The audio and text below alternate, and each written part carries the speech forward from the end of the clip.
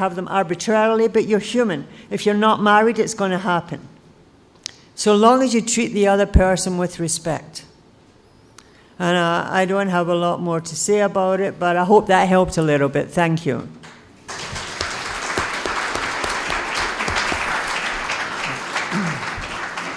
After that, I think some of you need a cigarette. Let's take a 9-minute break. I talked too long. Right here in front of us, there's a basket and pencils and paper for anyone who has anything they'd like to ask us to talk about from our experience. We're not answer people, but if we have experience on anything, we're willing to share it. Someone was very nice, and this is very generous. They gave us a MasterCard to spend in any way we'd like. And, you found the MasterCard. Oh, wow, well. So this belongs to Tasham Gray. Okay. It's not a platinum card, so you don't have to forge who you are or anything. It's just a regular card. I'm gonna leave it right with Jerry, and if you don't claim it and it's yours, and you see all these exorbitant charges from Fleming's come up, you'll know what happened.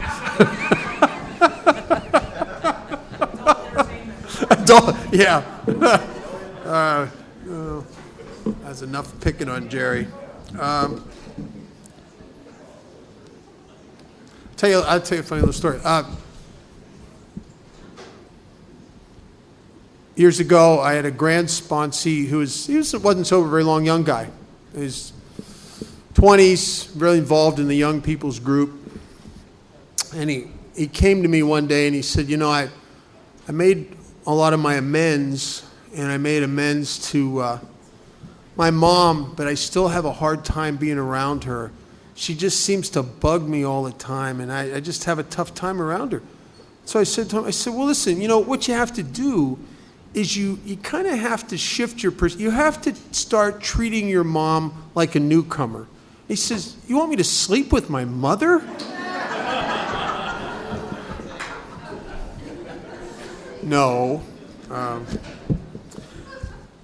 All the stuff that we take a look at, all the manifestations of self-centered fear, the dishonesty. You look at one of the things that comes up a lot in relationships is dishonesty, and it's pathological dishonesty. It's because we don't even know we're lying to ourselves or to others. It's what the big book refers to as self-delusion, and it's psychotic wishful thinking.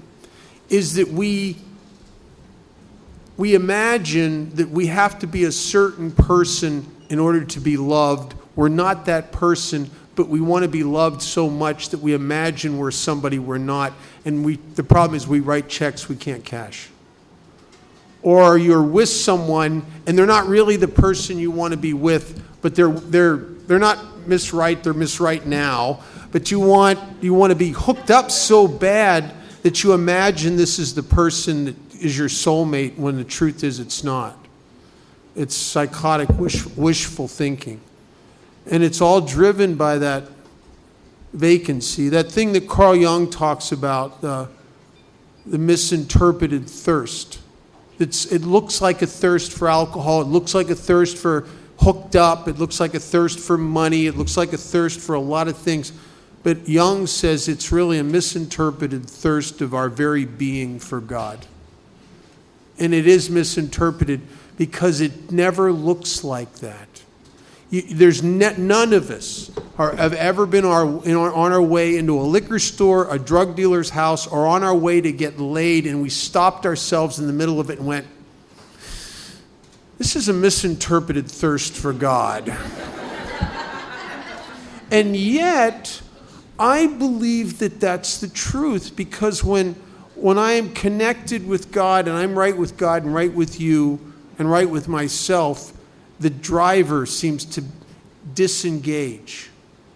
right? And the book promises that in step 10. It says that we're placed in a position of neutrality, safe and protected.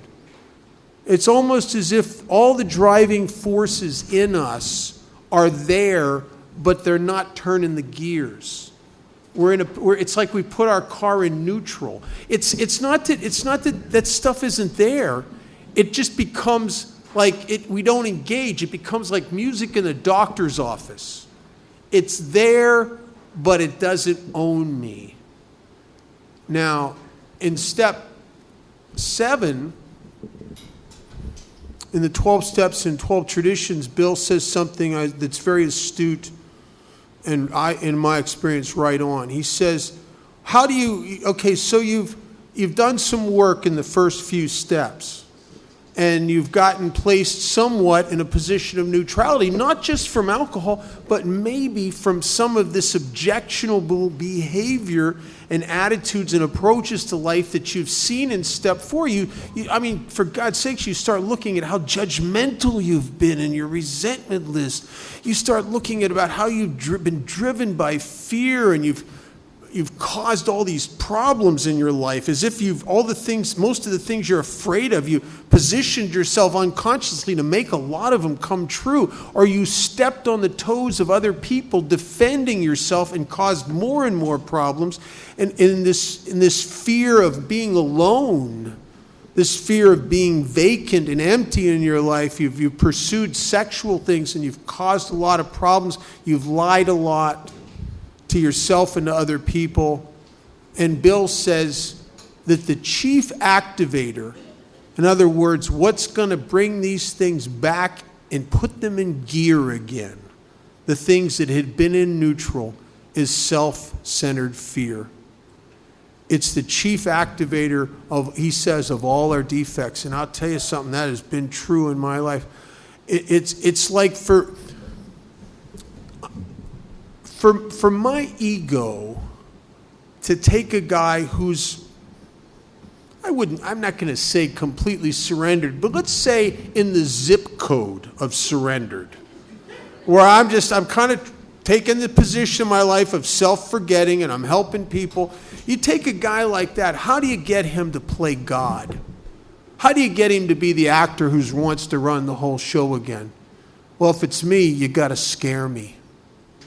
You gotta worry me back onto the throne playing God. And sometimes it's an incremental worrying me there as this chatters to me and starts to get my attention. Now, I was in a position of neutrality from it. It was just like music in the doctor's office. Now it's starting to get my attention, because now it's coming up with stuff that's really got me a little scared here, a little anxious.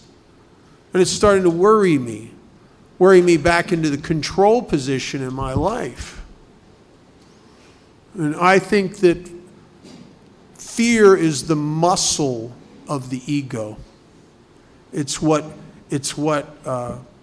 drives me, controls me. I remember I was in Chuck Chamberlain used to come at least once a year, and then I caught him a couple times, and at one time at a Prasa, he was the Saturday night speaker. Another time I was down in California.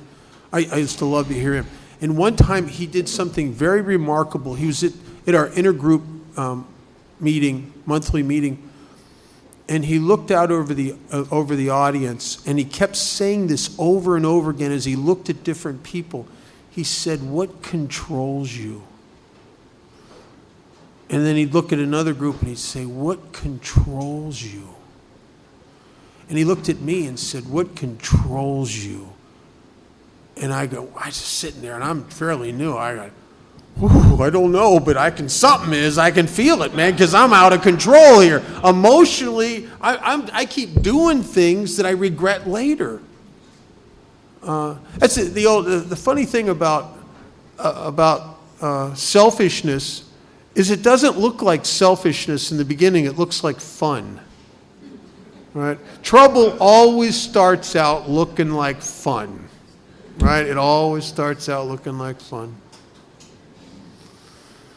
And so this self-centered fear drives me, and I'm not going to talk too much about 5, except to tell you basically a couple things. The book says why to do it, because if you don't, you're probably not going to stay sober. It's one of just a couple places where Bill comes right out.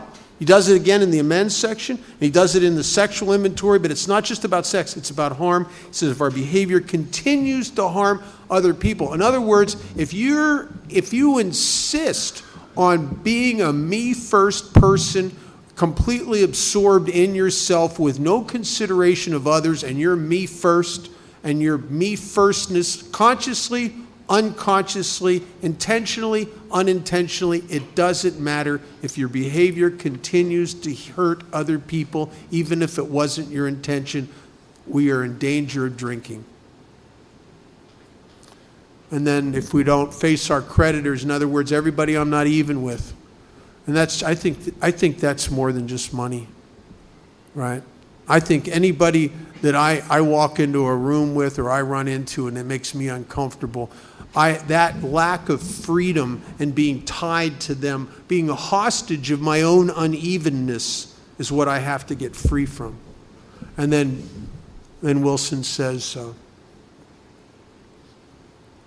if we don't do step 5, we might not stay sober. That's the other place. And he talks about something that I've come to think of as integrity. I never knew what integrity was. I just suspected I didn't have it. I don't know what it is. But integrity comes from Latin, and it just means one. It's singleness of mind. It's one mind. Integral is a root. Comes from the same root word. It's just one. In other words, be one person. And one of the things it talks about, if we don't become completely transparent and have our insides and our outsides all out there, then we have no chance of ever becoming one person. And what happens to a lot of us is exactly what it says in the book. Bill says, more than most people, the alcoholic has a tendency to live a double life.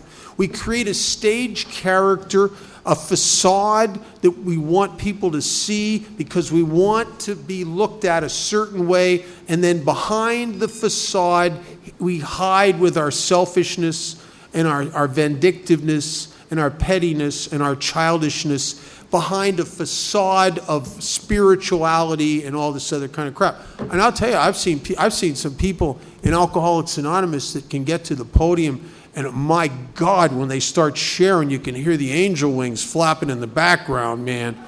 And then they go about their life ripping people off, 13-stepping people, sleeping with guys' wives, all kinds of stuff behind the facade. And my grand sponsor, Chamberlain, used to say, I love this. He said, you cannot compartmentalize your life. In other words, I got to be the same guy at work than I am in the grocery store, than I am in traffic, than I am in an AA meeting, than I am with my daughter, than I am in a relationship. I got to be the same guy.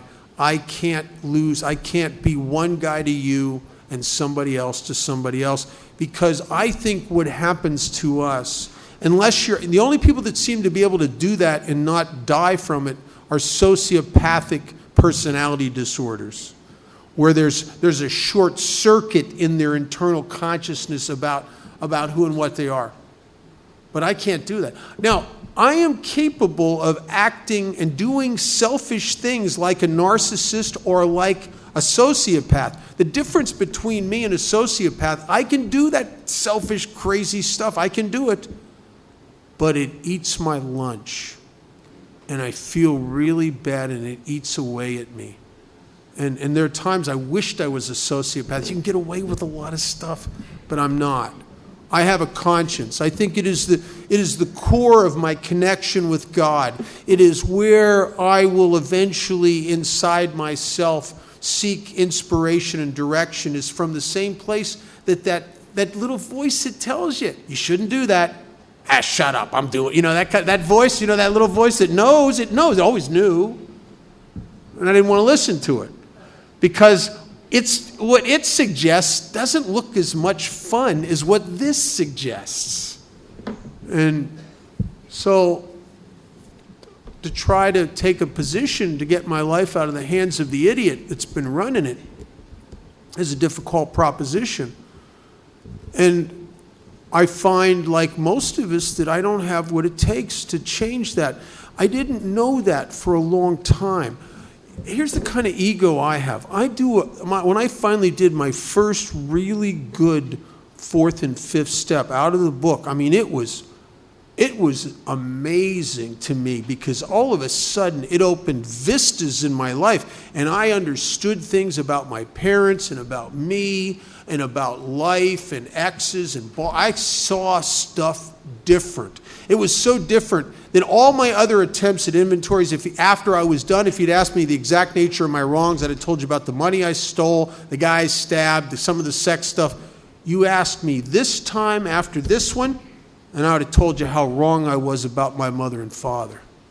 I'd have told you how wrong I was about life. I'd have told you about how wrong I was about my sister, about my exes. I would have told you how wrong I was. And it was a dramatic shift. But my ego always puffs up with knowledge, and it thinks that knowledge contains power. It's a subtle way of playing God. The truth is, I don't have power. Lack of power is, was, and always will be my dilemma. I don't have the power to change me. My God, if I did, I'd just change me. You'd never see me again, because I just make myself different and go be different. But I can't do that. And so what happened to me is reinforced with all this personal knowledge that I'm now armed with. I went out into the world in my sobriety with quite a few years sober, determined now that I know I'm going to be the guy. I'm going to be the guy.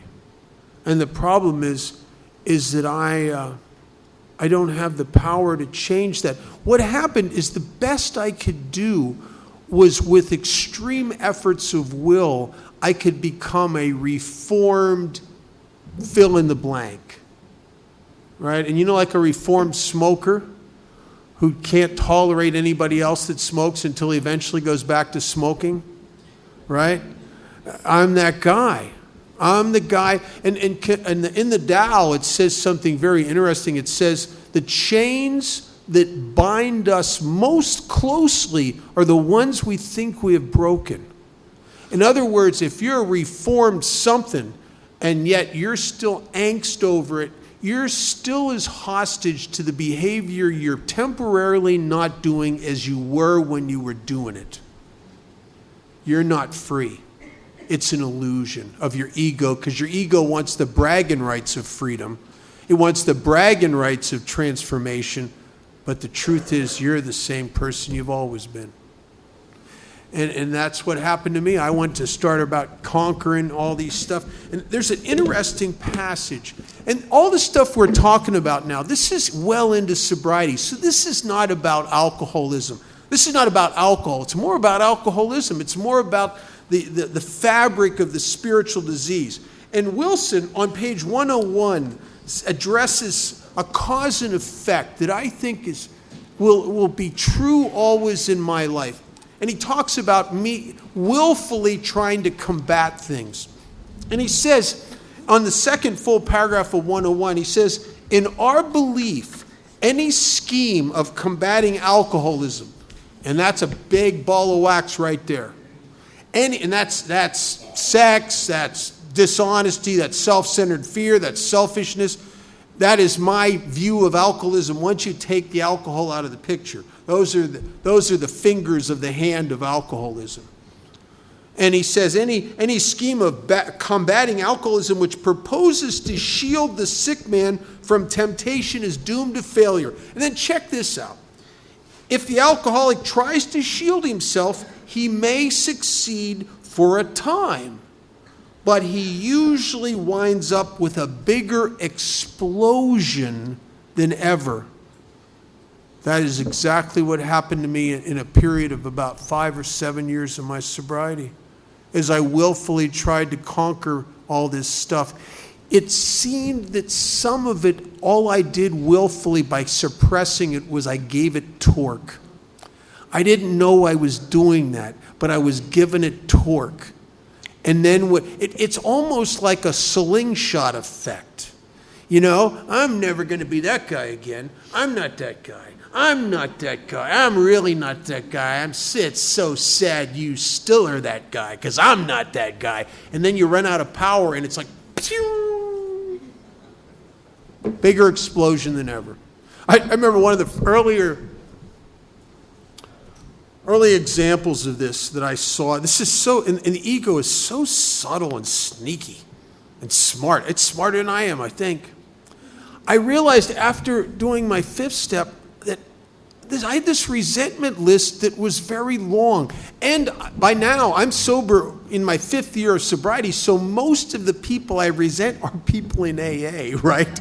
Well, because I notice things, you know, I mean, right? I mean, I'm sure you don't go to meetings and notice what's wrong with people, but I'm good at it. I can't help it. And so I got a long resentment list of people that I resent in AA, that I've taken their inventory harshly, right? And I'm looking at this, and I'm so disgusted with myself. It's just like, God, Bob, you're such a childish and pathetic, judgmental guy. And I was ashamed of it. I'm not going to be that way anymore. And almost immediately, I started noticing the judgmental people in AA. And I started judging the judgmental, which makes me exactly like them, right? I'm intolerant of the intolerant. But I have a cause now, because my ego doesn't matter. It wants to sustain itself. It's got to give me a banner to rally around. I'm not judging. I'm noticing the judgers, you know, and I'm judging. It's the same thing, right? I'm intolerant of the intolerant. Isn't it so sneaky? How can that do that to? And I don't get that I'm doing that. I went through a period. I came out of not bad marriage. It was a marriage that turned out badly. And it was very painful. And oh my God, I became so judgmental. And what had happened, well, I don't want to go the whole story, I don't have time. But I became very judgmental of certain people's sexual behavior. There's a guy who used to live here. He's a very dear friend of mine, John and Mary M. They moved to Hilton Head. And John told me something. I thought, oh my God. He said you can always tell people with sex problems because they're very judgmental of other people's sexual behavior. And I thought, oh man. I'm not really judgmental, but I do notice things. Yeah. I was the reform guy, right? I'm like the reformed smoker who wants to knock cigarettes out of people's hands, right? And I was giving it all angst. And then I was in a meeting, and I'd been like this, and I'd been having these explosions. I did a couple things sexually I wasn't very proud of, and it really involved just ending up sleeping with someone. I shouldn't have done that. I mean, you know, did you ever have that experience where you're driven by your loneliness and lust and all that stuff, and you ended up sleeping with someone you don't even want your people in your home group to know you'd have lunch with them? You know what I mean? It's like, oh God! It has nothing to do with how the person. It has to do with me. I've compromised me for selfishness. I've compromised me for lust, for self-seeking, and then I did some things with money, and I did gossip and a bunch of stuff, and it all's hitting the fan. These things I've been trying with all my might to suppress, and it seems like it's getting worse. And I went to a meeting, and they were going through the 12 steps, and they read step 7, humbly ask God. And I sat there, and when they said the word humbly, I went, oh my God, I get it. It's humbly because I can't. I've failed. I failed and I failed and I failed. Lack of power, really and truly, I guess, even with a lot of years of sobriety, is my dilemma. There's an old adage in Alcoholics Anonymous that I really bank on, and it's about this synchronistic relationship with God and myself. And I have a part to play. I'm the guy who has to set the sail. God provides the wind. And the adage is, without him, I can't. But without me, he won't. And that's why the essence of step 6 this is a big surrender point in the process of recovery. You know, when it says we became entirely ready, what does entirely ready look like? How do you become entirely ready? Well, I think you do it through either one of two ways, either through pain or through inspiration, either through grace or through difficulty. And most of my early sobriety for many, many years, I would have to tell you, I did it through pain. I did it because I would run my life in certain areas until the wheels fell off. And then I would go to God. And not until. And then something started happening in my life. And I don't know when it started to happen, but one of the greatest things I've done, and I've made a lot of mistakes in recovery, but one of the best things I've done is I've always done a lot of 12-step work, and I've always sponsored guys, and I've always done 12-step calls at hospitals and institutions.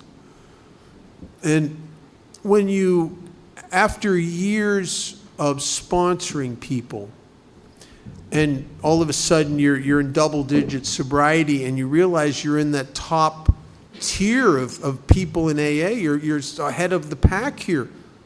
That you're over the 50% line. When people do a sobriety countdown, you're double-digit sobriety. You're in that the top 50%, and you start realizing that all these guys I sponsor, and all the new people in my group, I'm one of the guys that, especially my sponsees, I'm one of the key people that they look to as far as what kind of behavior they should have in sobriety.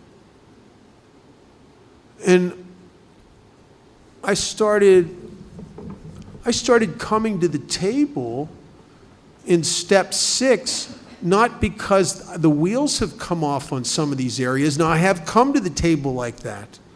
But now I start coming to the table because I just realize I'm a bad example. And it's funny. And this is, you'd think a guy sober 36 years would have some self-esteem, but I don't know that I do, really. Because if you watch my reaction to life, I will be more motivated by my love for you than I will be for my love for me. And if you don't think that's true, I'll tell you, maybe this is true for you. It's true for me. If I had a sponsee or a friend in AA that was sick and the evidence is this guy needs to go to the doctor and get checked out, I'll be the first one to step up and try to take him to the doctor. If it was me, well, I'll find reasons to keep putting it off, right? Almost as if I care more about you than I care about me. And I'll tell you, I think there's a power in the herd here, is that we somehow will love each other more than we love ourselves. And in time we start to, suppose we start to favor ourselves somewhat. But in the big picture, I think I care more about you. I think I always have. And I started coming to the table in step 6 because I didn't want to be a bad example. If it was just about me, I don't think I'm not ready. I wouldn't have been ready to change some of that stuff yet. I wouldn't have been entirely ready. And what does entirely ready look like? Well, here's one of the things I didn't understand for a long time. And I had to start having some experiences with this. It had to become experiential. I thought you just throw a prayer at this stuff, right? Because that's, if you read the 2 paragraphs, but one of the key things in there, and I didn't understand it, is the 6-step prayer. And it says, if we still cling to something, well, what does that mean? That means well, I really should let go of this, but can I keep a little piece of it just in case someday I might need it?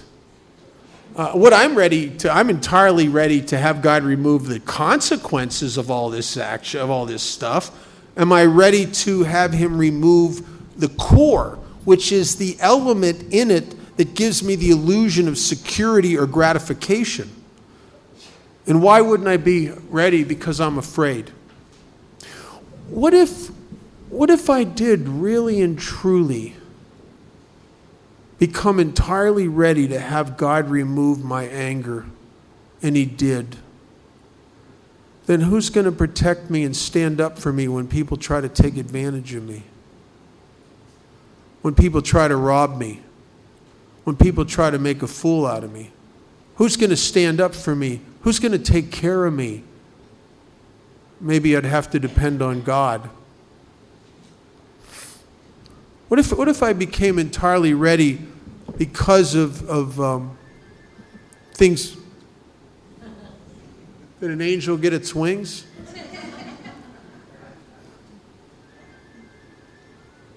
We'll just take a moment for you.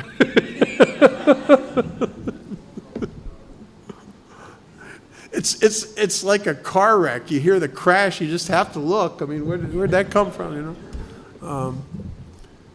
What if I really was entirely ready to have God remove my lust, and he did? Ooh, what would that look like?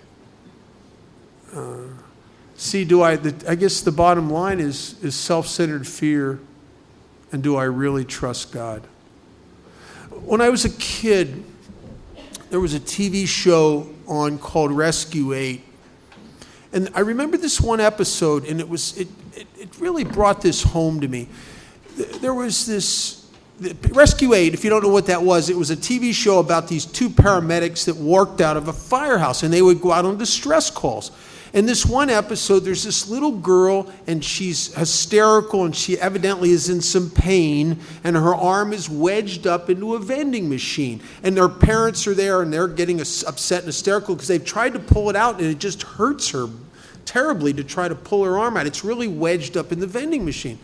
And the paramedics are looking at her, and then the fire trucks show up, and they're pulling these acetylene torches and saws off the trucks, and they're talking about various ways to cut the door out from around her arm, which is just freaking this little girl out.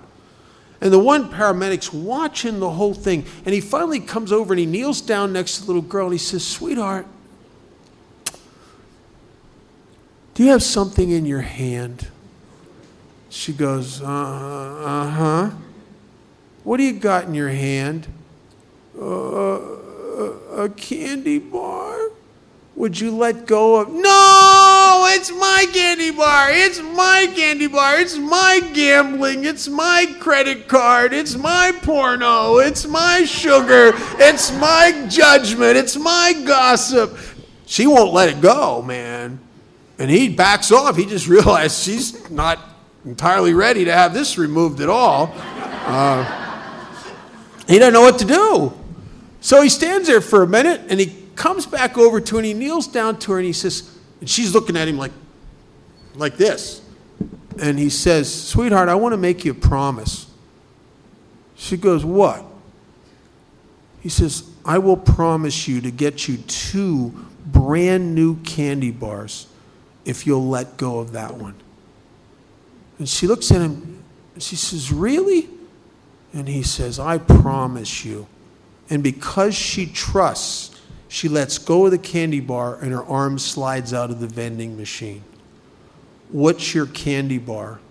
What's your illusion of security and comfort and self-grandizement and self-validation and self-gratification that comes from the things that secretly cause you problems? There's a candy bar. You can bet on it. And Chamberlain used to say that this was a process of uncovering, discovering, and then discarding. And I think what happens is we realize the truth. It's awakening. You wake up to the truth. And the truth is that it's an old, crumpled, ruined candy bar. And that if I will let go of this, God will bring something to fill the vacuum because God deplores vacuums. And he fills all empty spaces. The problem is I got to let go of the thing I'm turning towards for power and security and reliance and the validation, everything I should be turning towards God and helping others in my primary purpose for, I've been turning towards that. And so I think it really comes down to, do I trust God? I think so much of what we do in Alcoholics Anonymous comes down to that. Chamberlain used to say there's one problem and it contains within it all problems. And I think that's true. And what Chuck said the problem was conscious and unconscious separation between me and God, me and other people. But the actualization of the problem is self-centered fear. That's always seems to be the power behind the separation between me and you and me and God. And he said there's one solution, and it contains within it all solutions. And that solution is connection, is to get rid of anything, no matter what it is, that stands between me and you and me and God. There's nothing more important than my spiritual condition. Nothing. I didn't know that for over 20 years here. I'll tell you, there were times in my sobriety for money, for sex, for a relationship, for being right, for getting my way, for a whole bunch of stuff. I would sacrifice my internal spiritual condition for self-serving, self-feeding, self-grandizing things. And the only way a guy like me, I think, gets to a point where you realize that ain't no good is you got to do that and wear it out. And you realize, man, there is nothing more important than my spiritual condition. And that is how I'm right with you and how I'm right with God. And how I'm right with you is such a big piece of it. That's a lot of the work we do here. Is you want to get closer to God, you got to get closer to his kids. See, as an egomaniac wanting to hide behind a spiritual facade, I fancied that me and God are going to be like this, and yet I can still be very judgmental of all his kids. But when you think about it, if God is our Father, and it's either, as Chamberlain used to say, we're either all his kids or none of us are. How much do you warm up to people that you find out have been bad rapping your children and talking crap about them and demeaning them, right? And I don't think God ever stops loving me. It's just, see, I know what I am. I know how I've been treating you. I know what I am. I've always unconsciously knew what I was. And if I ain't even with you, how am I going to come to him? Right? I know what I am. Sometimes I wish I didn't. So we come to the table in step 6 sometimes because of it becomes almost the last alternative. And I love the 7-step prayer. It's almost a reiteration of the basic altruistic, selfless, self-forgetting principle of step 3 in the 3rd step prayer. When we say to our fathers, my Creator, I am now willing that you should have all of me, good and bad. That's nice. I don't have to shape up before I go to God. I don't have to get good yet to deserve him. I don't have to be free of sin. I don't have to do nothing. He'll take me as is. I never secretly believed that anyone or anything would love me really as is. I always imagined I had to be something more than what I was. That God will have me as is. And that if I ask him to take away, to remove from me every single defect of character which stands in the way of everyone realizing what a tremendous guy Bob is, and so he'll be happy and successful. And no, it doesn't say any of that, does it? It's not about me. I'm asking him to take away the things that stand in the way of my usefulness. See, I have a job to do. I have a job to do. It's not me. My primary purpose isn't me. It was, for when I came here, I was very selfish. I was very self-consumed. I was very self-centered, and everything was about me. and you guys are trying to craft me into being a servant. Something that a selfish, self-centered guy like me doesn't take too easily. But yet even though no one among us has been able to maintain anything like perfect adherence to these principles, which means nobody gets this thing right, that we are willing to grow along spiritual lines. And these principles that Bill has set down are guides for me, not to become perfect, but guides for me to progress.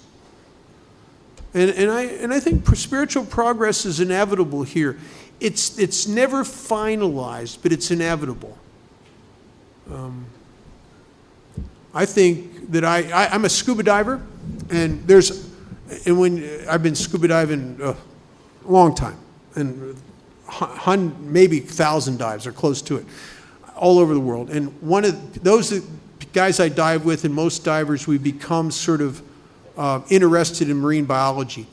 And there's a type of shark, interestingly enough, who God has created in such a manner that it can't stop moving forward.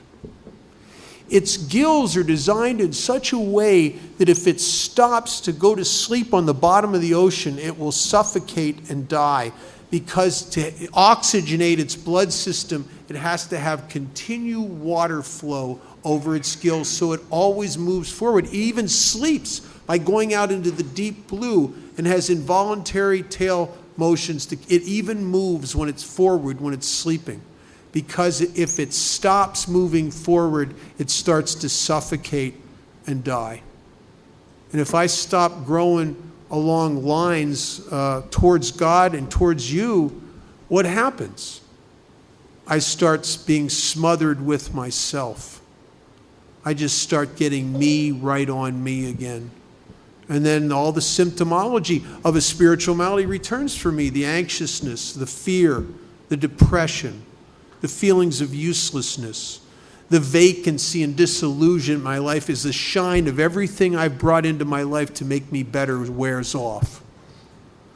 And I think that's the fabric of why guys 15, 20 years sober put bullets in their head, who have everything. They continued to grow materially, but they stopped growing along spiritual lines. And the reason that the chronic nature of this disease, the reason I have to keep moving forward is that I have a tendency to keep moving backwards. It's like the AA two-step. 2 steps forward, 1 step back. 1 step forward, sometimes 2 steps back.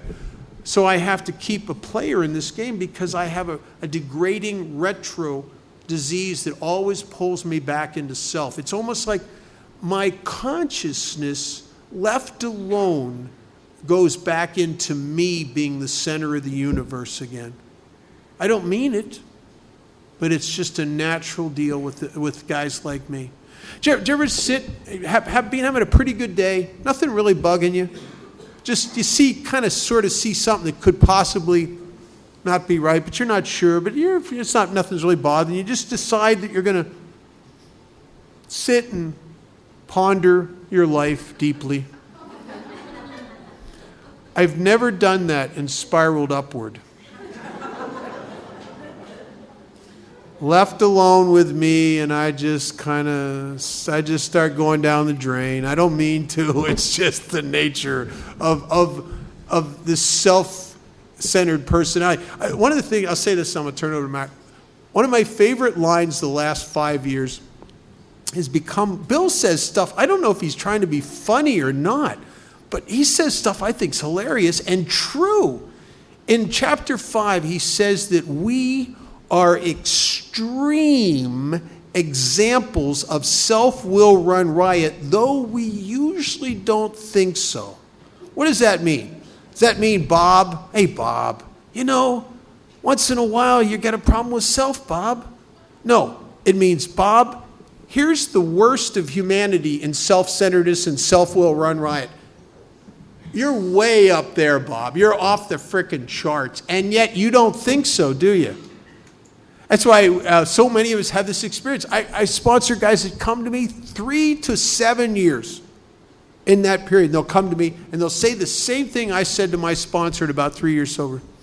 I went to him one day and I said, you know something, I don't think this is working out very well. I think I'm getting worse. I didn't used to be this self-centered. And he just started laughing because I'd always been this self-centered. I'm just waking up to the truth that everyone else knew I was self-centered. And people will come to you and they'll go, oh, I don't know, I think I'm getting worse. I see all of a sudden I seem more full of fear and more self-centered I've ever been. No, you've always been that way. You've just been hiding it from yourself.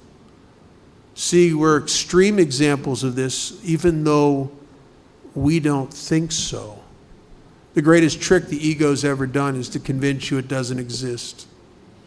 I've never been more sick in my life than when I thought I wasn't.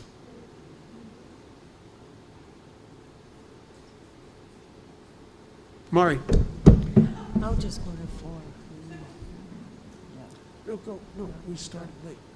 I know about 20 after her. A little longer than that. We'll just do a short session. Yeah, I'm just going to do a short session on the defects. My name is Mari. I'm an alcoholic.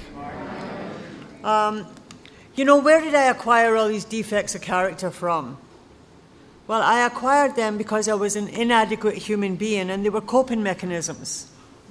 I was not able to negotiate life just the way I saw other people negotiating life. So one by one, I acquired these defects of character to enable me to live. A lot of my defects of character, of course, were based on self-centered fear that I wouldn't have been able to analyze when I first came in here because I didn't have the language. I was so encased in these things. And I had so many defects of character that when I came in here, I was told I was a walking defect. I remember an old guy saying to me, you're impulsive, compulsive, and repulsive. And he was absolutely right.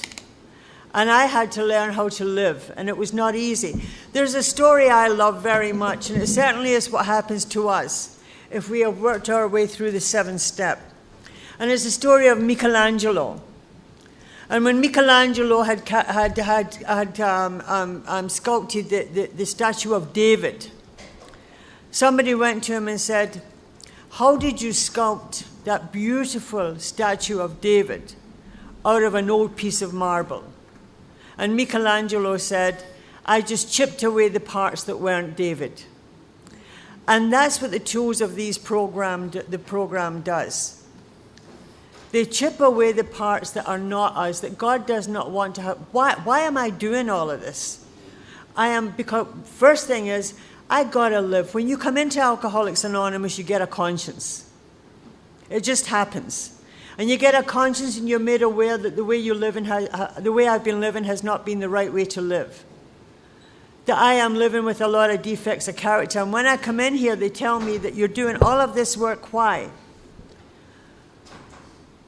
I have to fit myself to be of ultimate use to God and my fellows. And how am I going to fit myself to be of ultimate use to God and my fellows? Because you see, my fellows are the Fellowship of Alcoholics Anonymous. And what happens is when I come in here and I become a long-timer, and I've been in these rooms, people are watching me. We all get watched. Whether we're 5 years, 10 years, they watch how we behave.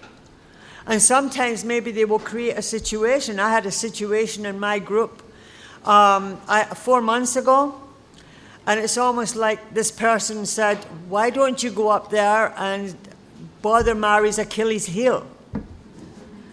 And this person came and said something to me that they shouldn't have said, and I wanted to retort. In the meeting,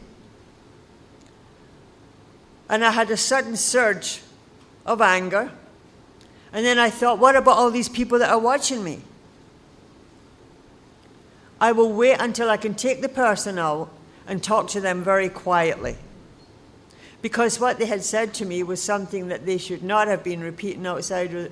We talk a lot in closed meetings too, and we have to hope that this is our sanctuary. That this is a place where we can talk about these things.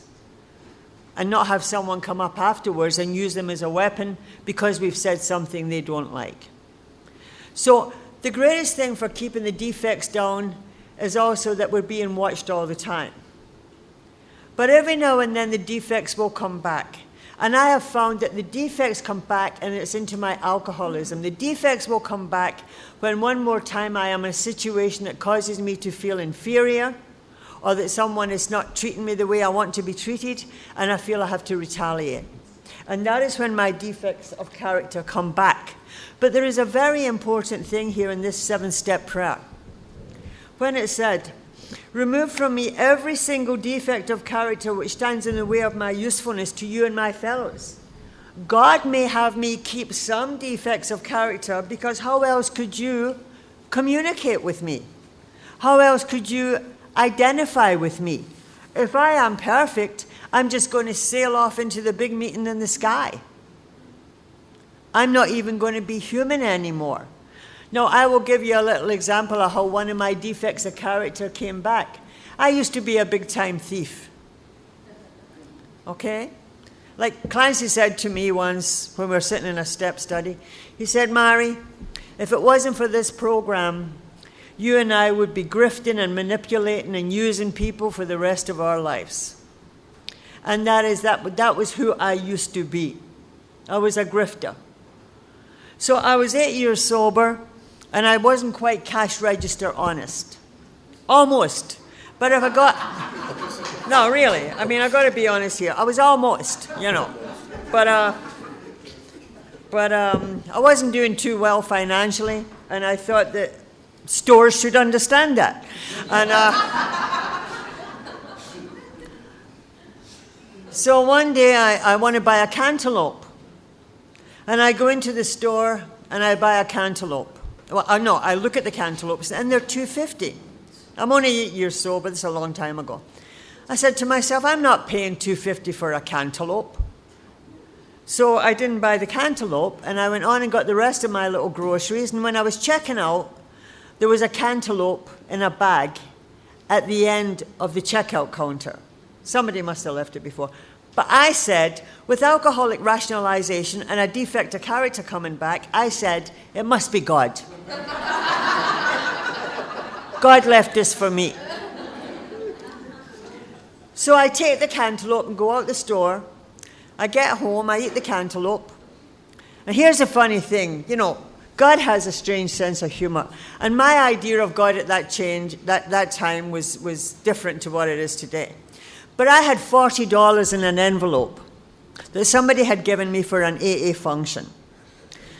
So I cannot find this $40 anywhere after I eat the cantaloupe. And I said, God, the cantaloupe was only $2.50. Where's my $40? So I have 2 sleepless nights over a cantaloupe because it's bothering me, because that's what the spiritual life does. These little things begin to really bother us, and they can become huge, and they begin to affect our everyday psychic life. So after 2 days, I called my sponsor, and I told her what happened. She said, well, you have to take back the cantaloupe. I said, I ate it. She said, well, I want you to go back to the store, make amends, and pay for the cantaloupe. So I went back, and I found the produce manager, and I said to him, I always lie when I'm trying to be honest. I said to him, I inadvertently took a cantaloupe, and I'd like to pay for it. He said, well, where's the cantaloupe? I said, I ate it, but I want to pay for it. He said, well, unless we have the produce, we can't accept the money. But we wish there was more people with the word Bob used, honesty and integrity like you. And when he said that, I left the store wanting to be a person of complete honesty and integrity. That is how I learn. That is how I learn.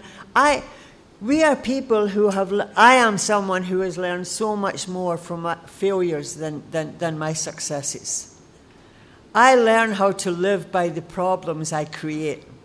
I learn how to live by the mistakes I make. That is how I learn. This, we're striving here to get better and better. But Bill Wilson says we talk a lot about problems because we're problem people.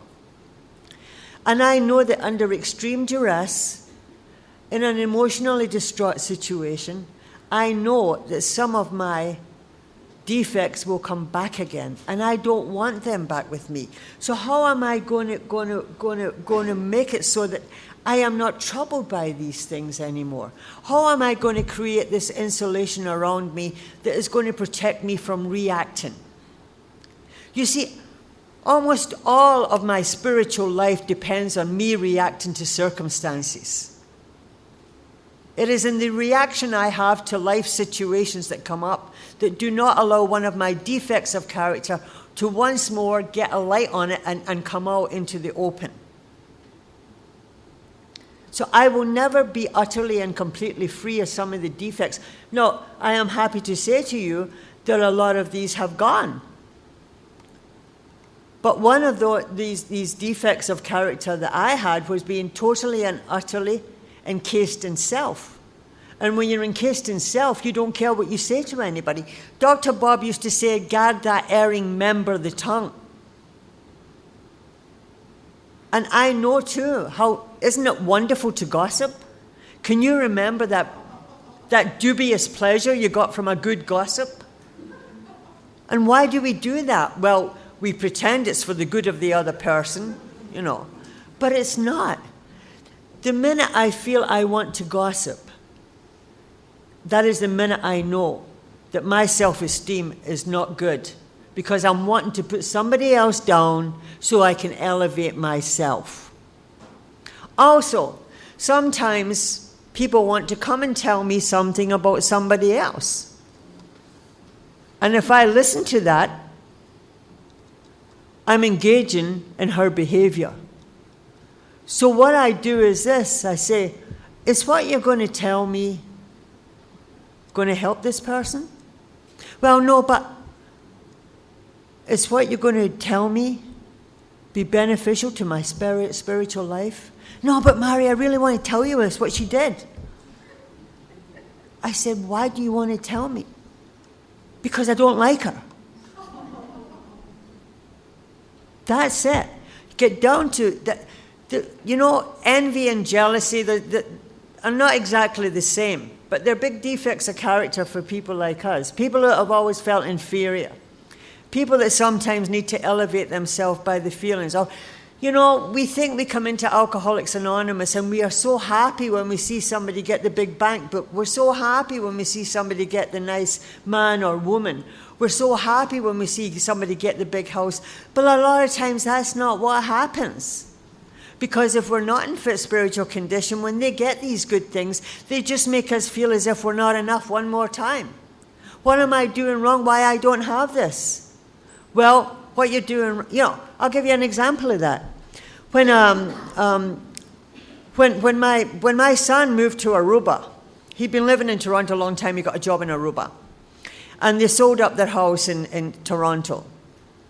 And my daughter-in-law's mother just lives half an hour from me, and she has a palatial mansion. So they moved all their furniture in there, and they said when they come up on holidays, they will stay with her. And I got in a funk. And I called my sponsor. I said, how come they're going to go living with her? How come they won't be living with me? She said, Mary, you live in a one-room apartment. She gave me a reality check. I said, well, how come she's got a mansion? And she said, Mary, because they worked for a living for a long time.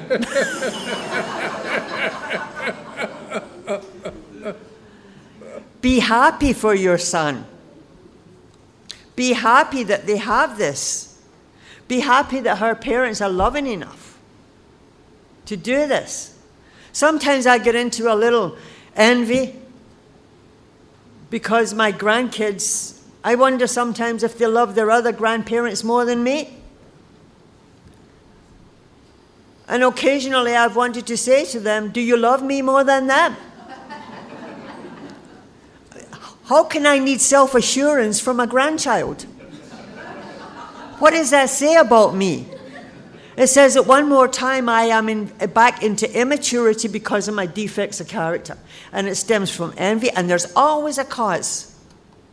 Anytime my defect is activated, it's a cause. Something has caused it. I'm looking at somebody, there's something wrong.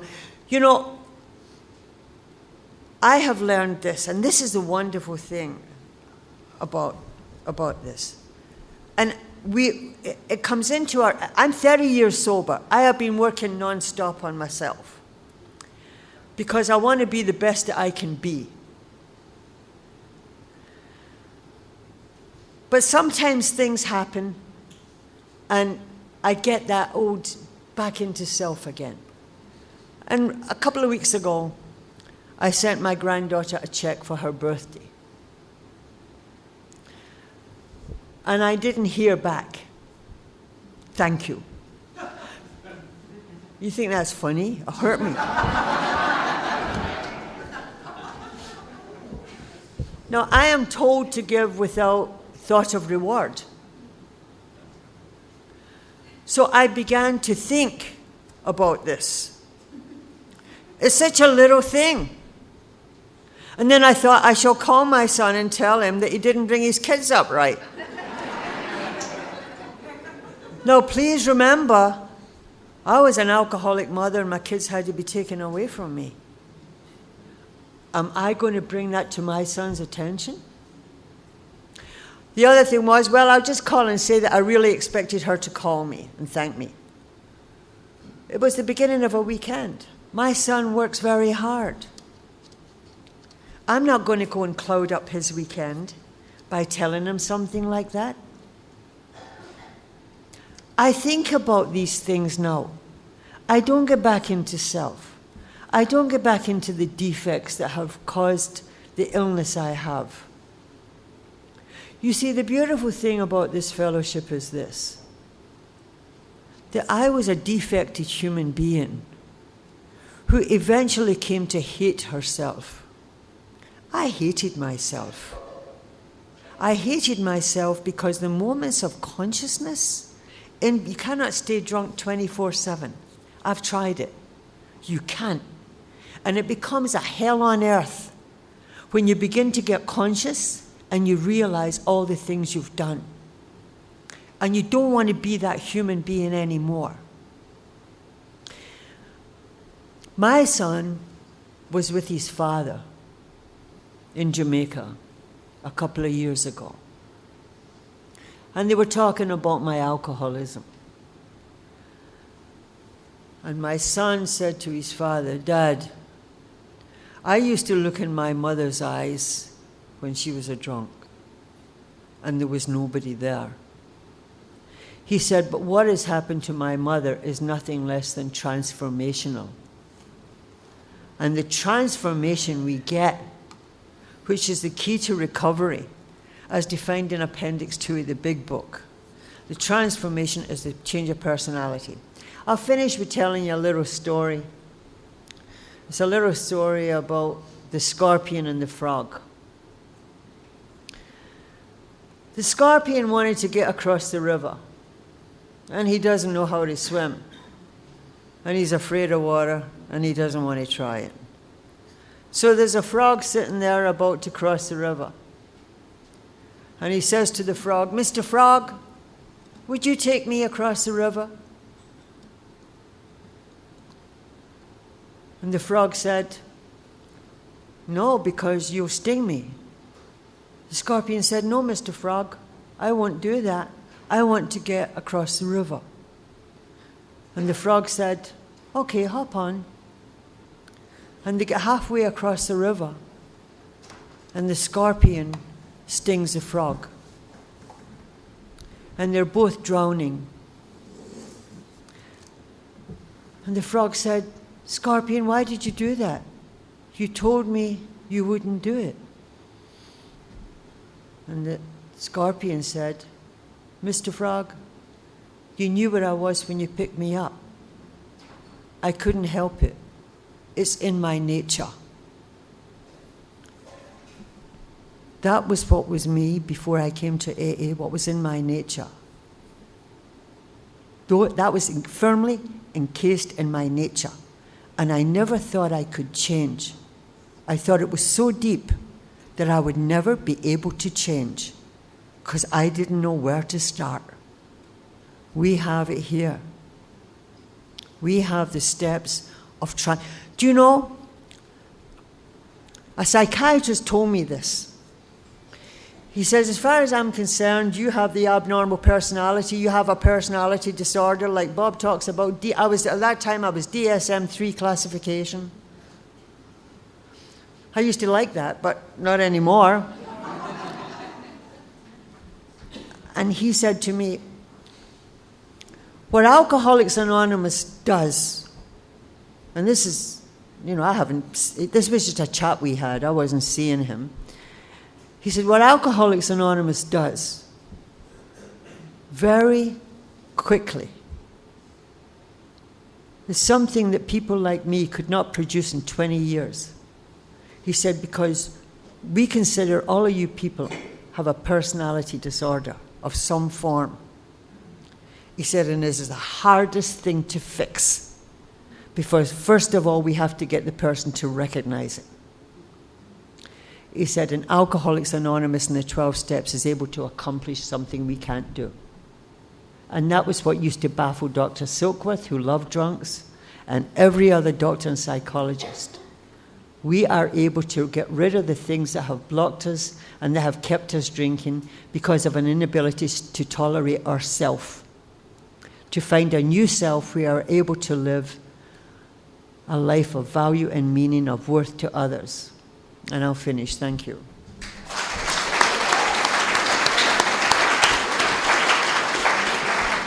Let's take a 9-minute and 2-second break.